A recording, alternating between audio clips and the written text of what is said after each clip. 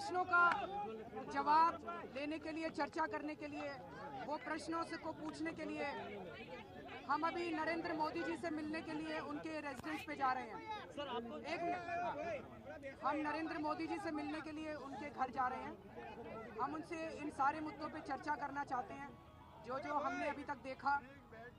उनसे मैंने अभी चिट्ठी भी लिखी थी उनको 10-15 दिन पहले, उसका जवाब नहीं आया। हो सकता है वो बहुत बिजी हो, तो उसके ऊपर भी मैं उनसे चर्चा करना चाहूँगा।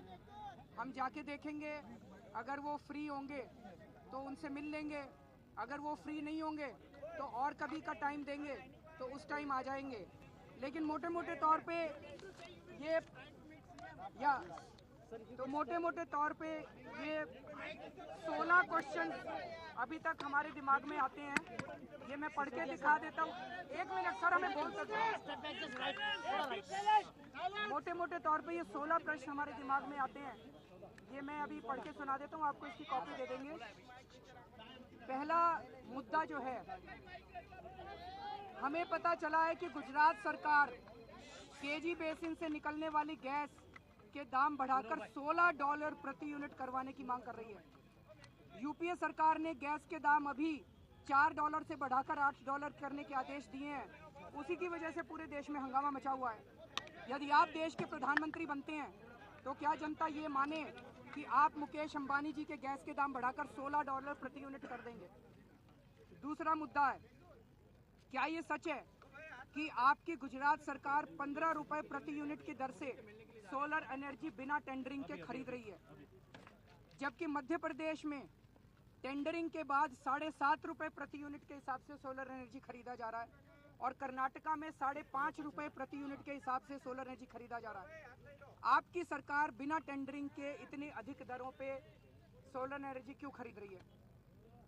तीसरा मुद्दा है, आप हर जगह कहते हैं कि गुजरात में कृषि विकास दर 11% है।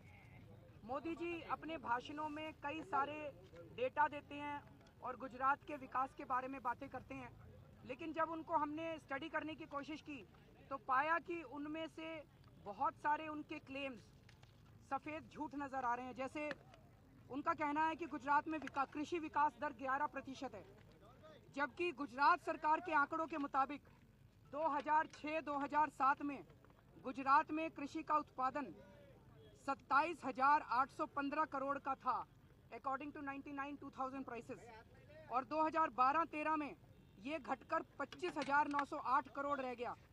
इस हिसाब से आपके शासनकाल में कृषि उत्पादन में कमी आई है और कृषि उत्पादन -1.18% हुआ है। तो आप किस आधार पे कहते हो कि 11% कृषि का विकास दर हुआ? चौथा मुद्दा है, पिछले 10 साल में गुजरात में लगभग 2/3 लघु उद्योग बंद हो चुके हैं, ऐसा लोगों का कहना है। इसका एक उदाहरण हमें मेहसाना में देखने को मिला, जहां 187 में से 140 यूनिट बंद हो चुकी हैं।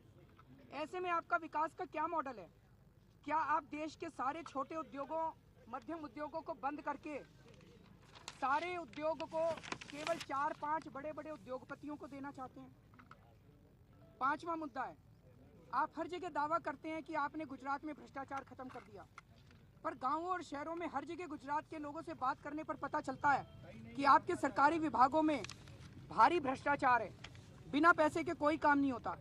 एक तलाटी की नौकरी के लिए 10 लाख रुपए की रिश्वत मांगी जाती है। बीपीएल कार्ड बनवाने के लिए, इंदिरा आवास योजना के लिए, औद्योगिक लाइसेंस तक लेने के लिए हर जगह रिश्वत देनी पड़ती है।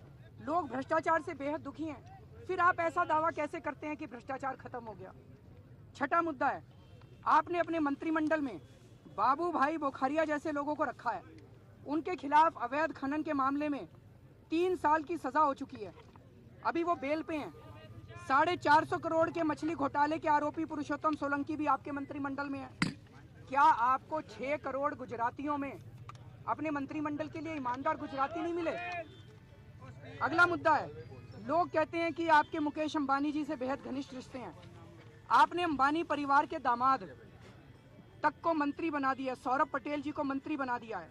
उन्हें ऊर्जा, खनन, तेल जैसे मंत्रालय देकर गुजरात के प्राकृतिक संसाधनों को एक तरह से अंबानी परिवार को सौंप दिया है। आप ऐसा क्यों कर रहे हैं? अगला मुद्दा है, पूरे गुजरात में बेरोजगारी का बुरा हाल है। हाल ही में तलाटी पद की 1500 पदों के लिए 13 लाख लोगों ने अप्लाई किया था। इससे ये साफ नजर आता है कि कितनी भारी मात्रा में बेरोजगारी है गुजरात के अंदर। फिर आप कैसे कह सकते हैं कि गुजरात में बेरोजगारी की समस्या हल हो गई है? अगला मुद्दा है, आपकी सरकार में युवाओं को ठेके की नौकरियों पर रखकर उनका शोषण किया जा रहा है। पढ़े लिखे नौजवानों को आप जब ठेके पर नौकरी देते हैं तो उन्हें केवल 5300 रुपए पर मंथ देते हैं। 5300 रुपए में किस तरह से कोई आदमी, शिक्षित आदमी, इज्जतदार आदमी अपना परिवार आज के टाइम में चला सकता है? अगला मुद्दा है, क्या आप मानते हैं कि देश के गरीब लोगों को अच्छी शिक्षा देना सरकार की जिम्मेदारी है? पिछले कई दिनों से हमने गुजरात के लोगों, गाँव और कस्बों में घूमे हैं। गुजरात के सरकारी स्कूलों की हालत बहुत बेकार है। हमें ऐसे कॉलेज मिले जहां 600 बच्चों पर एक प्रिंसिपल और 3 अध्यापक हैं बस। ऐसी शिक्षा व्यवस्था के चलते विकास कैसे हो सकता है? अगला मुद्दा है, क्या आप मानते हैं कि सरकार की जिम्मेदारी है कि अच्छी स्वास्थ्य सेवाएं दी जाएं? पूरे राज्य में सरकारी स्वास्थ्य सेवाएं ठप पड़ी है, हर जगह भ्रष्टाचार है। कई गांवों में प्राइमरी हेल्थ सेंटर या तो बंद पड़े हैं या खंडर बन चुके हैं।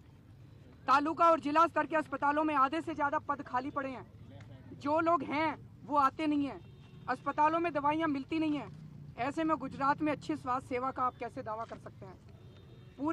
अगला मुद्दा है, पूरे गुजरात में किसान आपकी सरकार से दुखी हैं। उसकी लागत से भी कहीं कम मूल्य में उसकी उपज का मूल्य तय किया जाता है, क्योंकि न्यूनतम समर्थन मूल्य पर आपकी सरकार उसकी अनदेखी करती है। किसान आत्महत्या करने पर मजबूर हैं।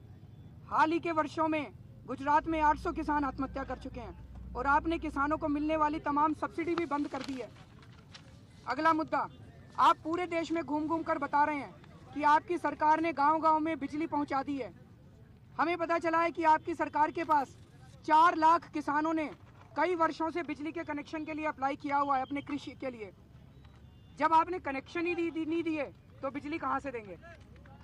अगला मुद्दा है, आपकी सरकार में किसानों की जमीन छीन कर अपने कुछ चहेते उद्योगपतियों को कौड़ियों के भाव दी जा रही है।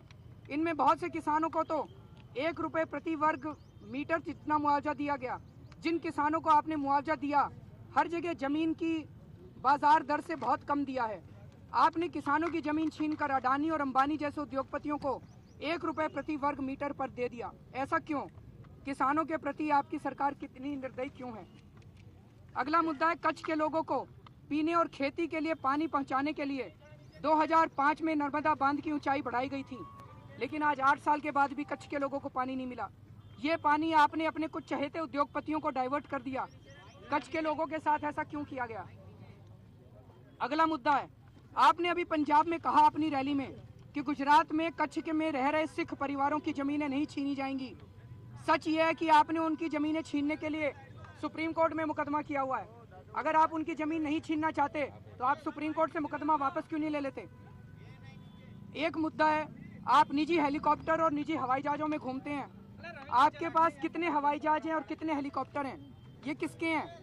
आपने ये पैसे में लिए हैं कि उन्होंने आपको फ्री में दिए हैं? और आपकी हवाई जहाज की यात्राओं पर कितना खर्च आता है? ये सब प्रश्न लेकर हम मोदी जी से मिलने के लिए जा रहे हैं। देखते हैं अगर उनसे मुलाकात होगी।